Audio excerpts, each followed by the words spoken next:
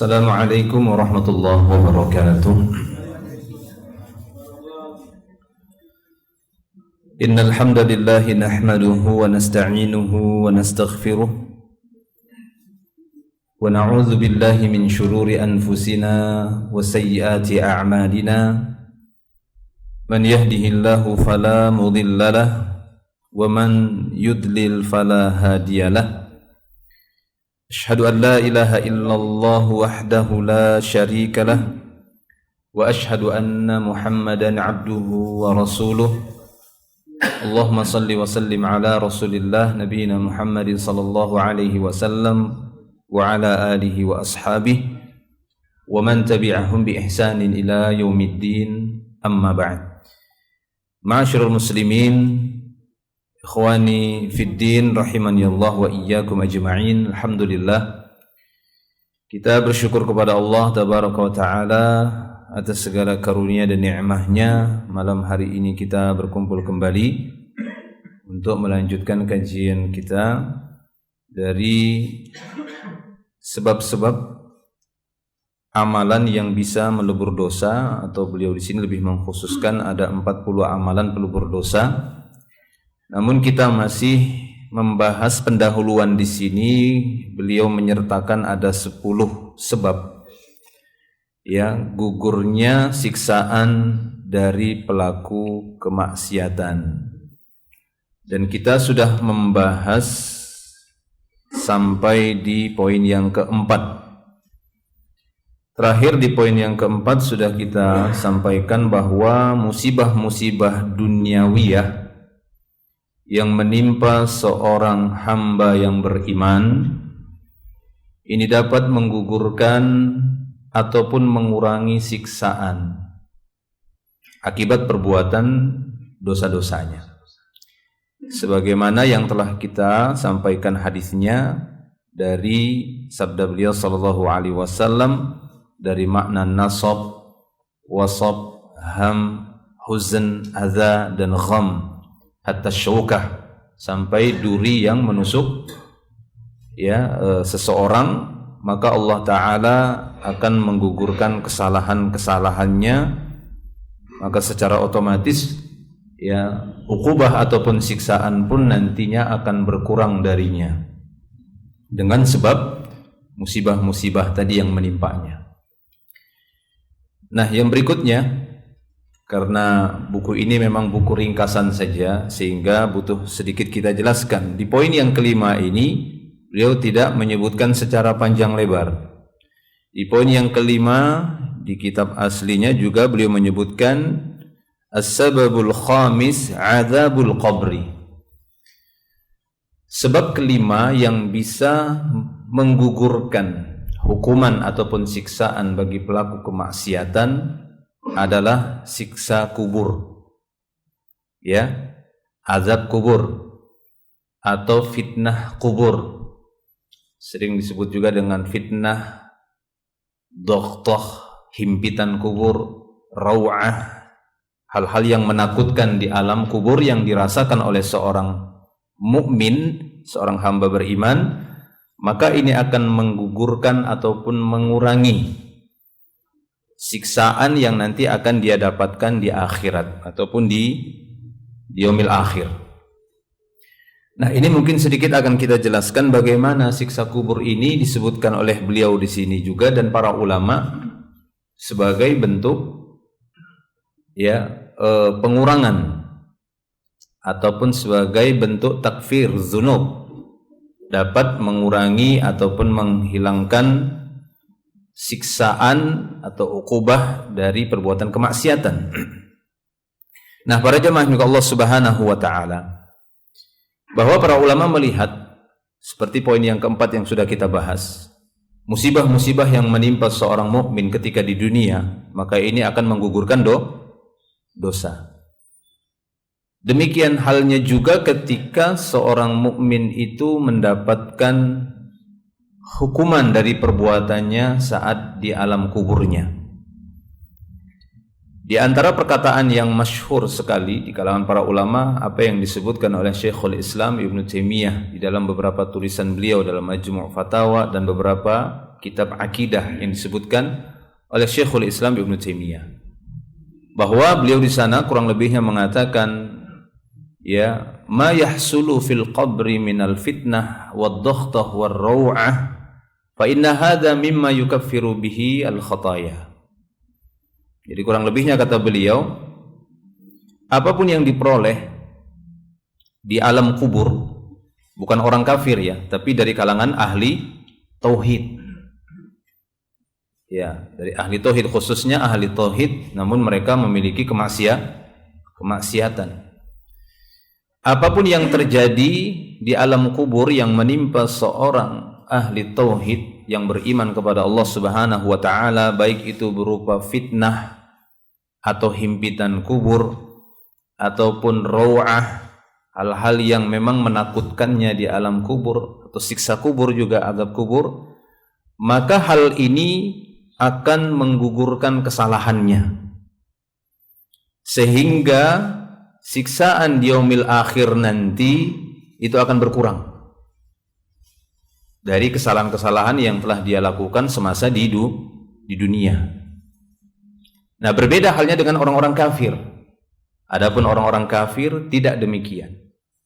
Justru mereka akan mendapatkan siksaan yang lebih besar dari siksaan-siksaan yang mereka rasakan di dunia ataupun di alam barzakh. Maka siksaan akhirat secara umum dalilnya menunjukkan lebih berat memang siksaan akhirat dibandingkan siksa kubur. Di antara firman Allah Ta'ala, wala adzabul akhirati akbar law kanu ya'lamun, kata Allah. Sungguh siksaan akhirat itu lebih akbar, lebih berat dibandingkan siksaan dunia, siksaan barzakh. Maka siksaan akhirat itu lebih berat kalau sekiranya mereka meyakininya. Tapi demikianlah orang-orang kafir tidak meyakini hal itu. Ya, karena fase kehidupan manusia itu kan ada 4 fase. Seperti yang sudah diisyaratkan oleh Allah Ta'ala di dalam surat Al-Baqarah yang ditafsirkan oleh para ulama. Kaifa takfuruna billahi wa kuntum amwatan thumma yumitukum thumma yuhyikum thumma ilaihi turja'un. Nah, di sana para ulama menyimpulkan fase kehidupan manusia itu 4. Yang pertama itu fase di mana manusia prosesnya itu di alam rahim. Fase kedua alam dunia, fase ketiga alam barzakh atau yang sering dikenal dengan alam kubur. Fase terakhir keempat alam akhir, alam akhirat, yaitu yaumil akhir. Nah, siksaan itu ada pada 3 alam ini. Di alam rahim tidak. Nggak ada janin itu dapat siksaan karena dia belum berbuat, belum dihukumi. Setelah lahir dia baru dihukumi. Itu pun nanti menunggu masa balighnya. Ya, menunggu masa balighnya, dia dihitung sebagai mukallaf, menanggung sendiri perbuatannya. Nah, pada ketiga alam ini ada siksaan. Bagi orang-orang beriman juga, tapi itu sebagai takfir. Takfir itu pengurang, penggugur. Seperti yang kita bahas nomor 4, yaitu berupa musibah. Ma yusibu min muslim min nasobin wa wasobin, sudah berlalu dari poin yang keempat. Baik itu pikiran menimpa, jadi dia mumet pikirannya, kan begitu kan? Kegalauan hatinya karena ada urusan, karena ada gangguan, sampai duri yang menusuknya, itu menggugurkan dosa. Karena dosa dan kesalahan manusia itu mengakibatkan siksa. Nah, Allah Ta'ala dahulukan di dunia. Nah, demikian juga di alam barzakh itu menimpa. Di alam barzakh itu ada namanya nikmat kubur dan siksa kubur. Nah, nanti ada yang terakhir, alam akhirat. Nah, ini yang paling berat. Makanya dalam hadis yang lain, seperti hadis yang diriwayatkan oleh Imam Tirmidzi, demikian juga diriwayatkan oleh Imam Ibnu Majah, kalau saya tidak keliru ya, Imam Tirmidzi, Imam Ibnu Majah. Beliau sallallahu alaihi wasallam bersabda, "Innal qabra awwalu manazilil akhirah." Sesungguhnya alam kubur itu merupakan persinggahan pertama kampung akhirat. Jadi alam kubur itu merupakan persinggahan pertama, karena nanti banyak persinggahan. Ya, alam kubur, dibangkitkan dari dalam kubur, lalu dikumpulkan di mahsyar, nanti di mahsyar lagi, kemudian digiring lagi sampai ke mizan, ditimbang, ada dihisab lagi, ditimbang, setelah ditimbang kemudian dihalau lagi untuk melewati jembatan Sirat. Yang lolos nanti belum selesai, ada namanya Kintarah, yaitu tempat di mana manusia itu tadi udah lewat Sirat dikisos karena masih ada urusan kezaliman antara manusia dengan manusia, sehingga Nabi mengatakan ada yang muflis nanti, ada yang merugi, membawa pahala salat, puasa, zakat, ibadahnya kepada Allah itu sempurna, tapi masih ada masalah dengan manusia sehingga bertukarlah antara pahala dan dosa, dan dia kembali lagi ke neraka. Itu panjang, itu manzilah namanya. Itu namanya tempat-tempat persinggahan. Ya, itu dia. Tempat persinggahan. Makanya yaumil akhir lebih banyak persinggahannya. Kalau setelah kematian alam barzah itu satu aja, di alam barzah itu aja. Enggak ada pindah ke sana ke sini lagi, enggak ada. Perpindahannya itu ketika terjadi kiamat, hancur semua lalu dibangkitkan. Nah, maka kata beliau sallallahu alaihi wasallam, innal qabra awwalu manazilil akhirah. Bahwasanya alam kubur itu merupakan awal ya persinggahan pertama dari yang namanya negeri akhirat. Itu alam kubur. Jadi alam kubur itu sebenarnya masuk kategori alam akhirat juga. Tapi kadang dia dipisah alam kubur dengan alam akhirat karena dipisah dengan adanya kiamat, terjadinya guncang, zalzalah, keguncangan yang hancur semuanya. Nah, lalu kata beliau sallallahu alaihi wasallam, innal qabra awwalu manazilil akhirah faman naja ya fa in naja minhu fama ba'dahu aisaru min. Lalu kata beliau sallallahu alaihi wasallam, siapa saja yang sukses selamat dari ya siksaan, dari fitnah atau dari ketakutan di alam kubur itu, dia selamat darinya, maka urusan setelah itu lebih gampang. Jadi siapa saja yang selamat di alam kubur, dia dapat nikmat di alam kuburnya, maka urusannya nanti di yaumil akhir setelah dibangkitkan dari dalam kubur itu urusannya akan lebih gampang, lebih mudah. Lalu sebaliknya, fa illam yanju minhu fama ba'dahu ashaddu min. Tapi sebaliknya, siapa saja yang tidak selamat di alam barzahnya, dapat siksa dia di alam barzahnya, maka urusannya nanti di yaumil akhir setelah dibangkitkan dari kuburnya itu lebih berat. Ya, siapa saja yang tersiksa di alam kubur, maka siksaannya nanti di akhirat lebih berat. Ini tidak bertentangan dengan apa yang dibahas di sini. Jelas ya?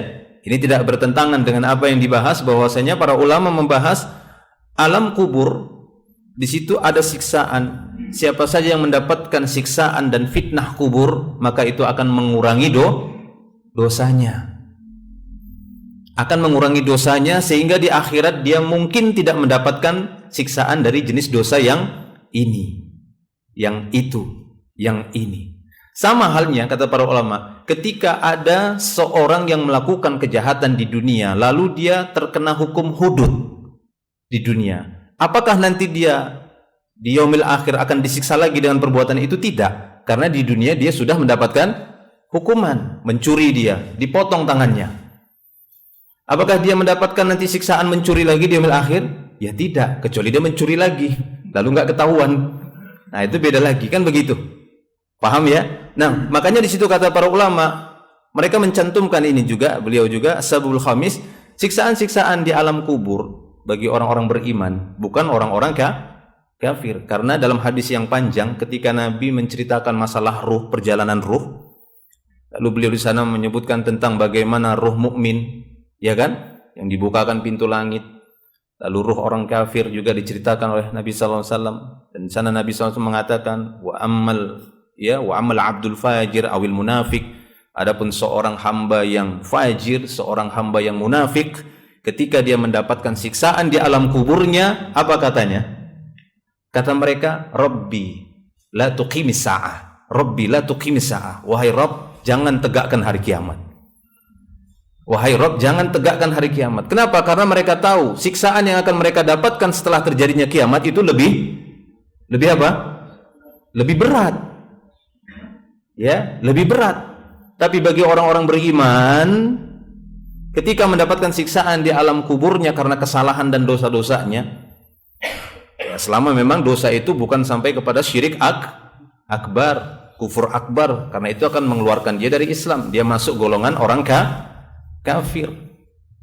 Orang-orang yang masih ada keimanannya itu akan menggugurkan, sehingga nanti dia hari akhir dia tidak lagi mendapatkan siksa, tapi bukan secara keseluruhan, yaitu pada dosa-dosa tertentu. Seperti apa? Kencing tidak cebok, kan itu yang disebut oleh Nabi sebagai sebab-sebab siksaan di dalam kubur. Nanti di yaumil akhir dia dapat lagi siksaan? Tidak, ya, berkurang itu dia. Ghibah kata Nabi SAW, namimah. Nah, namimah itu sama seperti ghibah. Ya, namimah memang yang sudah lebih berat. Kalau ghibah kan itu di bawahnya, tapi ini ghibah sama namimah sama. Karena seorang sebelum melakukan mengadu domba, dia akan melakukan apa? Ghibah dulu. Makanya hadis tentang siksaan kubur yang didengar oleh Nabi tersiksa, sebagian riwayat menyebutkan ghibah, sebagian lagi menyebutkan apa? Namimah. Kenapa? Karena jalan menuju namimah itu ghibah dulu. Seorang datang kepada si A, dia katakan si B itu ngatain kamu begini. Nah, dia kan menggibahin si B berarti kan? Nah, itu dia. Ya, ini saja sudah merupakan sebab azab kubur. Ini sebab azab kubur. Apalagi dia nanti nambahin lagi datang kepada si B. Si A mengatakan kamu itu begini. Bertengkar keduanya. Ini lebih berat lagi. Kalau tadi nggak sampai bertengkar, dia hanya menceritakan, wahai A, si B itu mengatain kamu begini, begini, begini. Dia nggak datang sama si B, nggak. Nah, ini namanya ghibah. Tapi kalau sampai si A ngelabrak si B, bertengkar keduanya, ini namanya sudah namimah. Nah, ini kan sebab-sebab azab kubur yang disebutkan oleh Nabi SAW akan menimpa seorang mukmin. Kalau sekiranya dua penghuni kubur yang didengar oleh Nabi disiksa itu adalah orang kafir, mana mungkin Nabi meletakkan pelepah kurma? Ya, itu tidak. Ya kan? Mungkin nggak Nabi SAW meletakkan pelepah kurma di dua kuburan, tapi beliau tahu ini orang kafir? Ya nggak mungkin.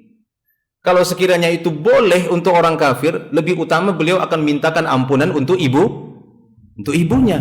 Beliau minta izin sama Robnya, ya Rob, minta izin agar aku diizinkan untuk meminta ampunan untuk ibuku. Tapi Robku nggak mengizinkanku, hanya saja dia mengizinkanku untuk menziarahi kuburan ibunya. Ya, kalau sekiranya boleh, maka ibunya beliau duluan diberikan pertolongan oleh beliau sallallahu alaihi wasallam. Ya, maka dua penghuni kubur itu masih beriman, yang didengar oleh Nabi sedang disiksa. Nah, itu yang dijadikan sisi pendalilan oleh para ulama, sehingga ini enggak bertentangan dengan hadis tadi. Nabi mengatakan kuburan adalah awal mula, ya, persinggahan negeri akhirat. Siapa yang selamat di alam kubur, maka lebih mudah urusannya di akhirat. Tapi siapa yang terkena siksa di alam kubur, maka di akhirat dia lebih berat lagi nanti siksaannya.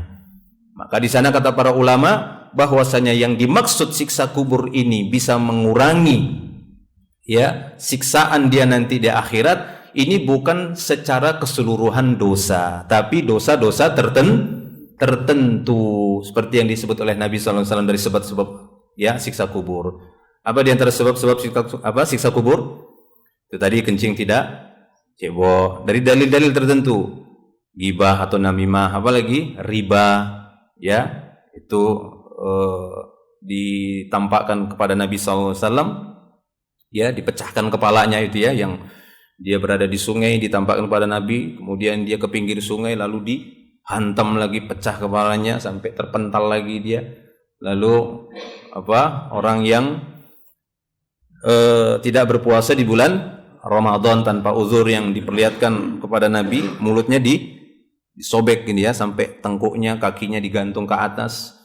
Ketika ditanya oleh Nabi SAW, siapa ini orang-orang yang tidak berpuasa di bulan Ramadan dan yang lainnya, ada banyak di sana disebutkan oleh para ulama berdasarkan dalil bahwasanya perbuatan-perbuatan itu akan menyebabkan siksa di alam kuburnya.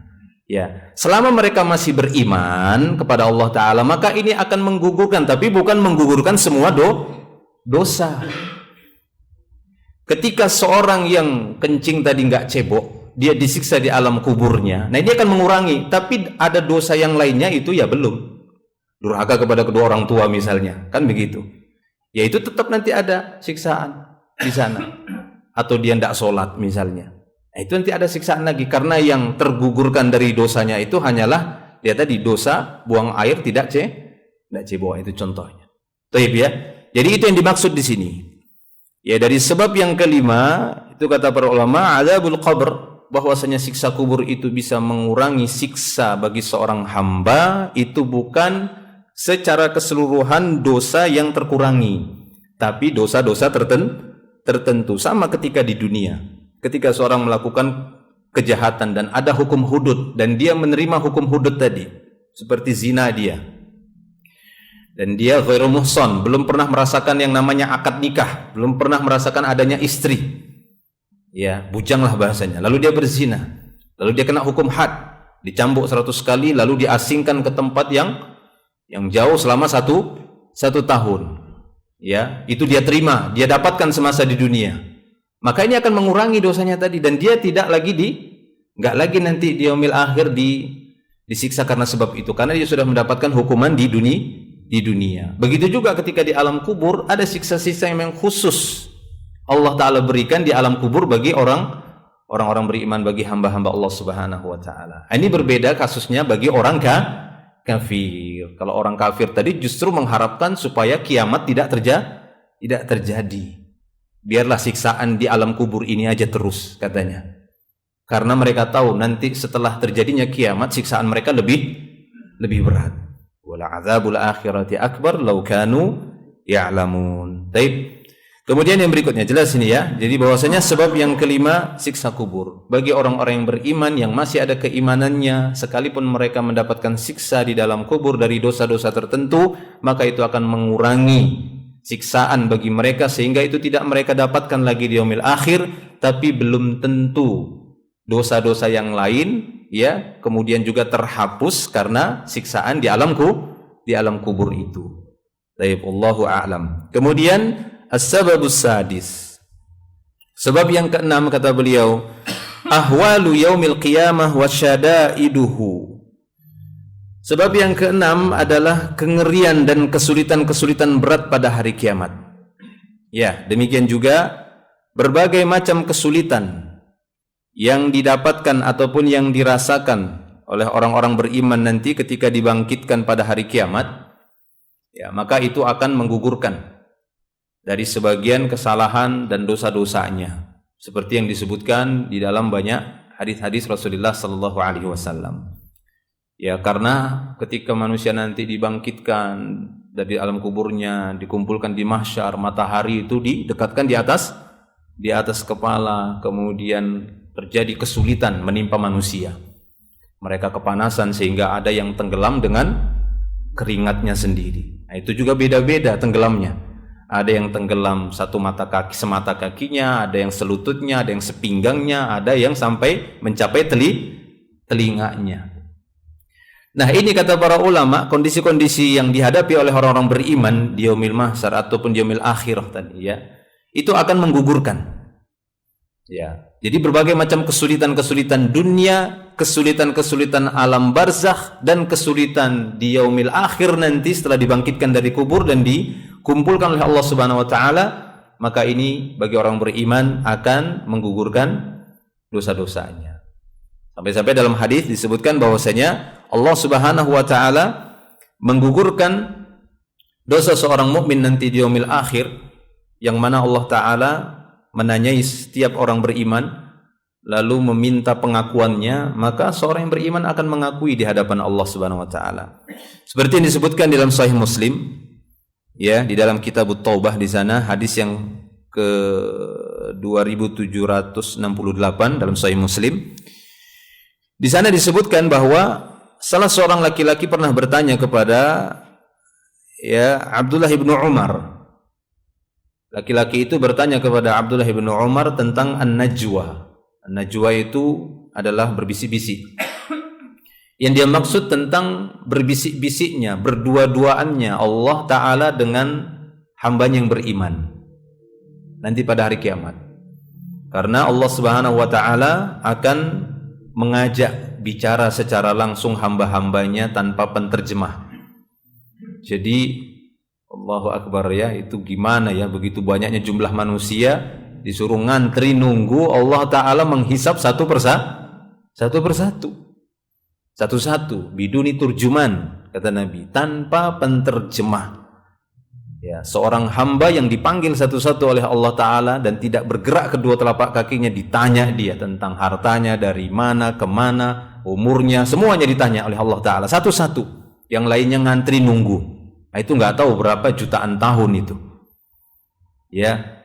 Nah, bagi seorang beriman, ada seorang laki-laki tanya masalah ini kepada Abdullah bin Umar, apakah kau mendengar sesuatu dari Nabi SAW tentang An-Najwa?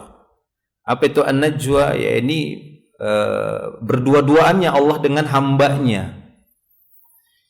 Maka Abdullah bin Umar pun mengatakan pada waktu itu, iya, aku telah mendengar Rasulullah SAW bercerita, yudnal mu'min yaumal qiyamah min rabbih azza wa jal. Kata beliau SAW, nanti pada hari kiamat seorang mukmin itu akan didekatkan kepada Rabbnya. Ya. Jadi kalau di sana ada hadis yang mengatakan bahwasanya nanti di yaumil akhir itu bahasanya bahasa Arab, nah ini hadis dhaif. Memang ada hadisnya gitu ya, tapi itu hadis yang dhaif. Jadi tidak ada hadis yang sahih yang menentukan bahasa apa nanti di yaumil akhir, itu tidak ada hadis yang sahih. Lalu memakai bahasa apa? Intinya Nabi yang hadis yang sahih tanpa penterjemah, itu saja. Jadi sehingga seorang hamba enggak mencari-cari, ini tolong penterjemahnya nih, aku enggak ngerti perkataan Rabbku, enggak perlu lagi seperti itu, karena masing-masing saja sudah ketakutan dengan urusan masing-masing.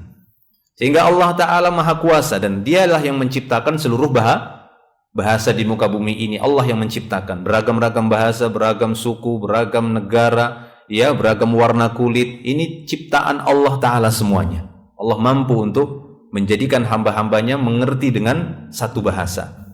Ya. Lalu Nabi SAW menceritakan bahwasanya nanti seorang mukmin akan didekatkan kepada Rabbnya pada hari kiamat, hatta yadu'a alaihi kanafah, sehingga Allah Ta'ala akan meletakkan bagi hambanya tadi kanaf. Kanaf itu para ulama menafsirkan, menjelaskan kanaf maknanya satr. Ya, ada yang menerjemahkan makna kanaf itu adalah al-afu. Allah meletakkan maaf, tapi yang paling dekat maknanya satr, yaitu hijab. Ya, semacam penutup, sehingga khalaik, makhluk-makhluk yang dikumpulkan pada waktu itu baik dari kalangan manusia, jin ataupun malaikat tidak mendengar dan tidak mengetahui apa yang sedang dibicarakan oleh Allah Ta'ala dengan hambanya ini. Itu makna kanaf. Hatta yadu'a alaihi kanafahu, sehingga Allah Ta'ala meletakkan untuknya kanaf, penutup.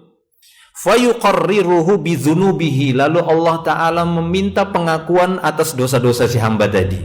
Seraya Allah Ta'ala berkata, fayaqulu hal ta'rif, Allah bertanya kepada si hamba mukmin, kamu tahu perbuatanmu?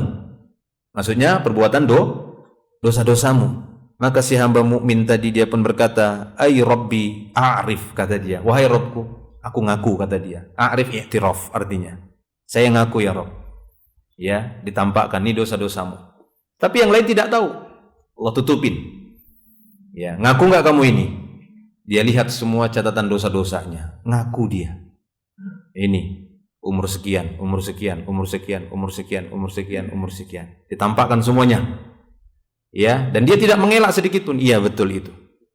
A'rif ya Rabbi, ay Rabbi a'rif, kata dia. Wahai Rabbku, iya, saya tahu itu. Saya ngaku. Itu perbuatan dosa-dosaku.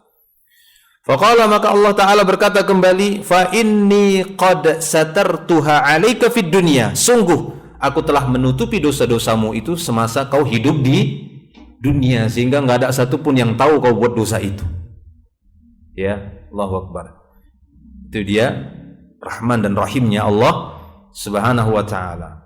Kalau sekiranya setiap orang yang beriman ini kelihatan dosa-dosanya, itu mungkin dari hitam-hitam di wajah misalnya gitu kan, ketahuan satu dosa, hitam, itu ketahuan setiap ketemu temannya, kau buat dosa kau, ya kan, itu ketahuan.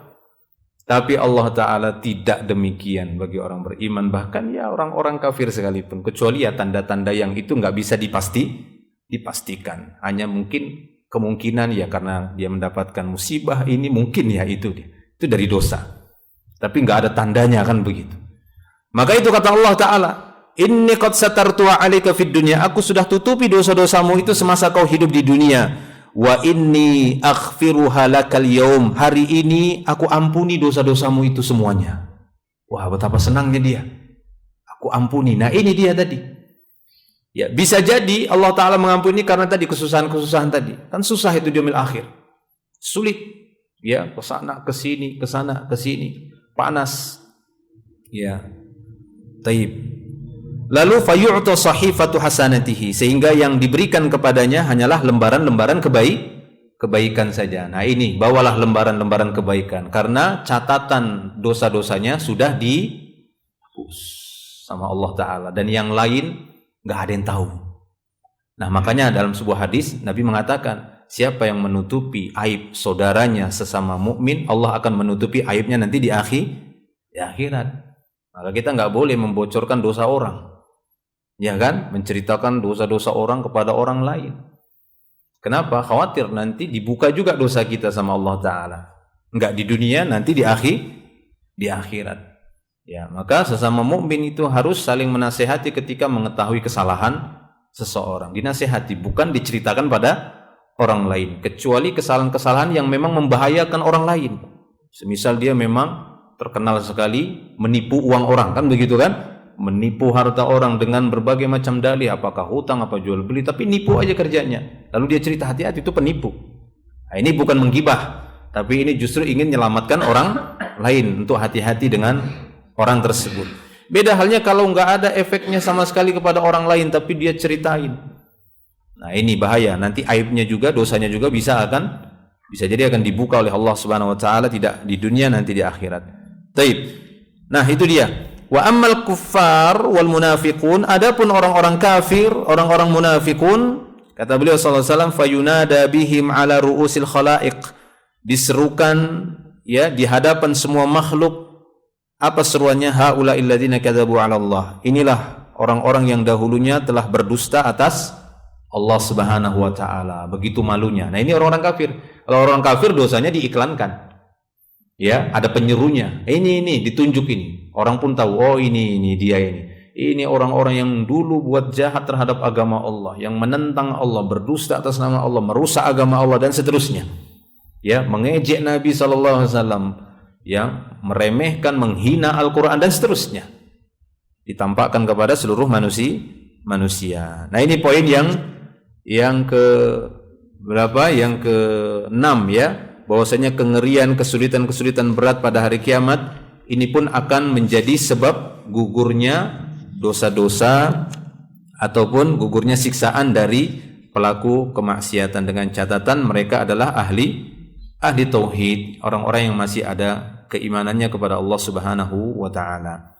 Kemudian yang ke-8, 3 saja yang kita ini ya. Ke-8, ampunan Allah Subhanahu wa taala. 7 ya, langsung loncat saya. 7. Yang ke-7 syafaat. Nah, ini juga syafaat orang yang Allah izinkan memberikan syafaat pada hari kiamat. Nah, nanti Allah Subhanahu wa taala mengizinkan syafaat. Ya, tidak hanya pada Nabi Muhammad SAW, tapi pada semuanya yang Allah taala izinkan. Ya, wa kam min malakin fis samawati la tughni syafa'atuhum illa min ba'di ayyadzanallah liman yasha wa yardah. Betapa banyak malaikat yang berada di langit, tidak berharga sedikit pun syafaat mereka kecuali setelah diizinkan dan telah diridhoi oleh Allah Subhanahu wa taala. Jadi walaupun nanti malaikat diizinkan memberikan syafaat, para nabi dan rasul memberi syafaat, orang-orang beriman diizinkan memberi syafaat, tapi menunggu dulu izin dari Allah. Dan yang dimintai syafaat, yang mau dibantu juga adalah orang-orang yang diizinkan oleh Allah Subhanahu wa taala. Makanya dalam hadis Nabi sallallahu alaihi wasallam mengatakan as'adun nas bi syafaati yaumal qiyamah man qala ya la ilaha illallah ya mustayqinan ya bihi qalbuhu kama qala sallallahu alaihi wasallam. Orang yang paling berbahagia nanti mendapatkan syafaatku pada hari kiamat adalah orang-orang yang menyatakan syahadat, mengucapkan la ilaha illallah dengan keyakinan dari dalam hatinya. Jadi ahlu tauhid, orang-orang yang bertauhid kepada Allah ini akan mendapatkan syafaat pada hari kiamat dari syafaat Nabi ataupun syafaat orang-orang beriman. Nah, ini akan mengurangi.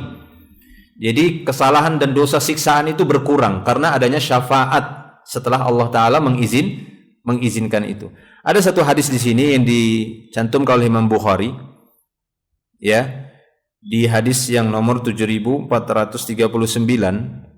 ketika para penduduk surga yang telah diselamatkan oleh Allah Ta'ala masuk ke dalam surga, maka pada waktu itu penduduk surga yang lebih awal dimasukkan ke dalam surga, mereka pun mencari-cari sahabat mereka di surga.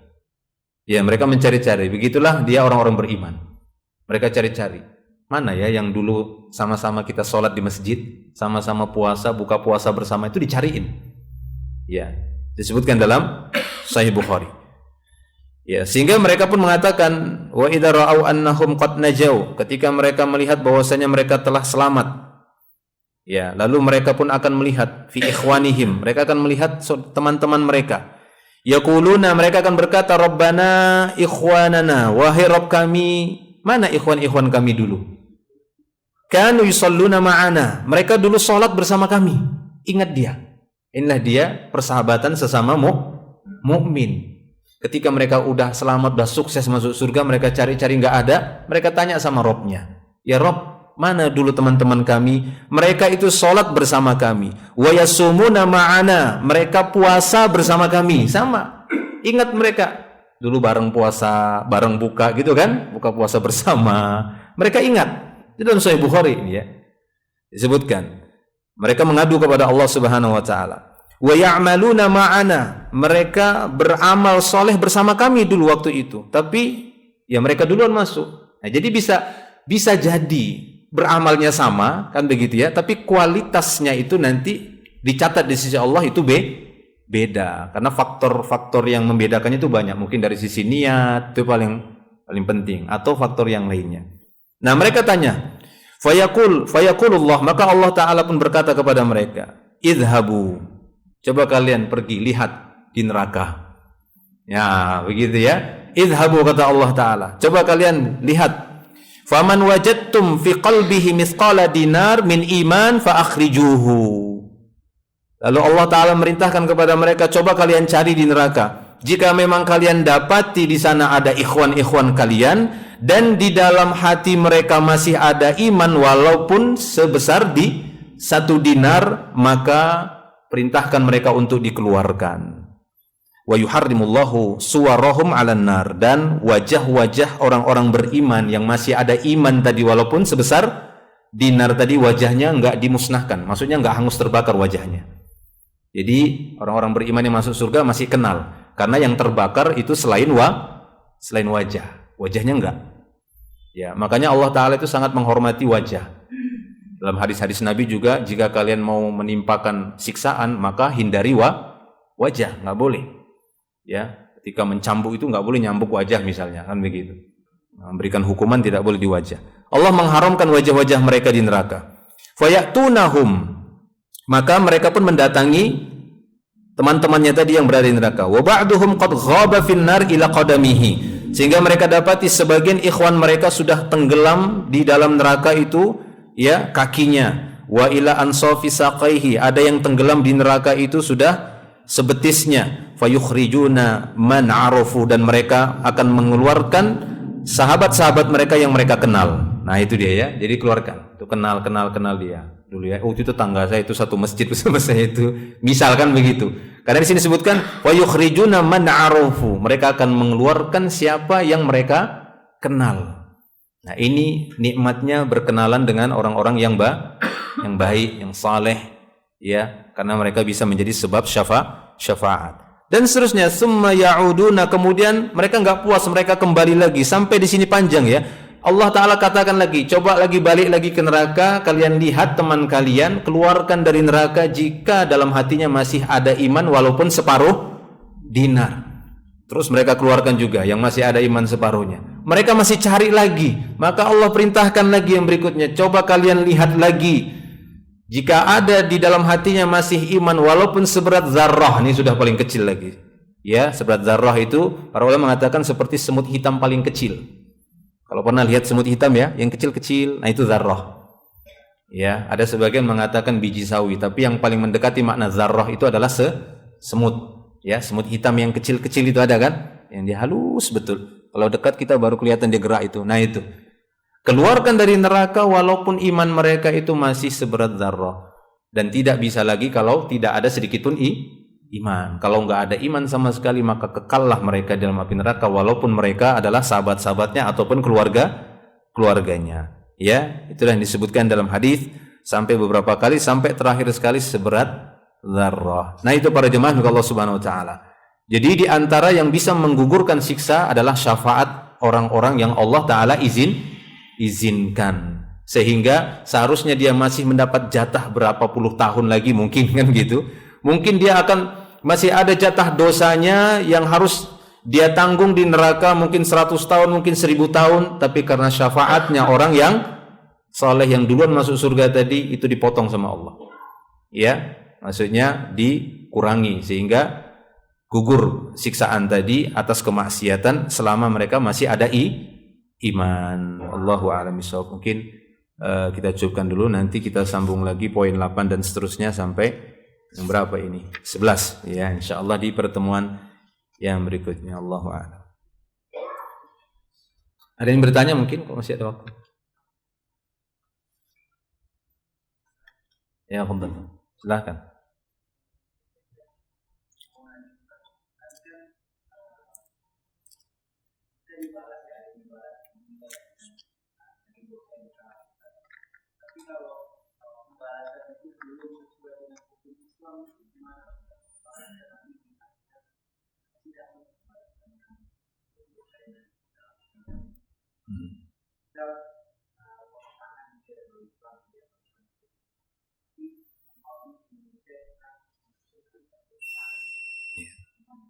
Baik.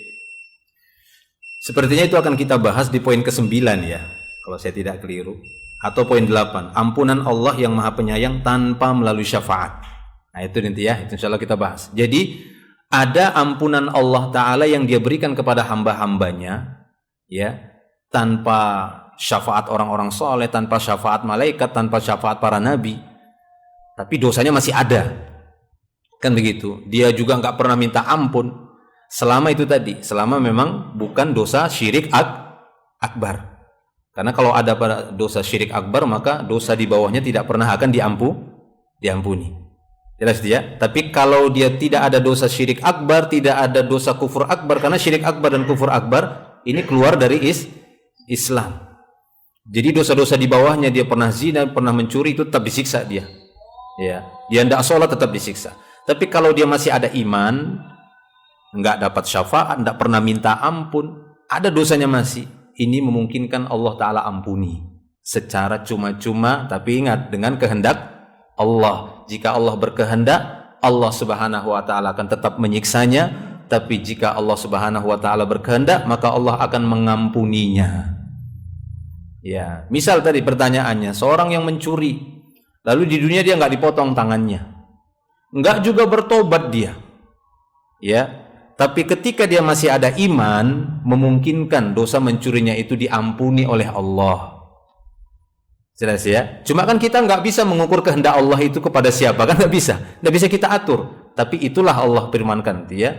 Innallaha la yaghfiru ayyushraka bih wa yaghfiru ma duna dzalik liman yasha, kata Allah. Allah nggak akan mengampuni dosa kesyirikan, tapi Dia mengampuni dosa duna itu di bawah kesyirikan, tapi itu pun bagi siapa yang Dia kehendaki. Ya itu ya. Jadi nanti akan ada itu bahasan yang ke-9 nanti insyaallah. Ya, tapi jika Allah menghendaki tetap disiksa, ya sudah disiksa dia. Dia akan disiksa karena dosa mencurinya, karena semasa di dunia dia belum mendapatkan hukuman atas perbuatan mencurinya. Demikian. Allahu a'lam. Cukup ya insyaallah. Ini saja pembahasan kita, nanti kita lanjutkan lagi di pertemuan berikutnya. Semoga menjadi ilmu yang bermanfaat. Akhiru da'wana alhamdulillah. Subhanakallah bihamdika asyhadu an la ilaha illa anta astaghfiruka wa atubu ilaik. Assalamualaikum warahmatullahi wabarakatuh.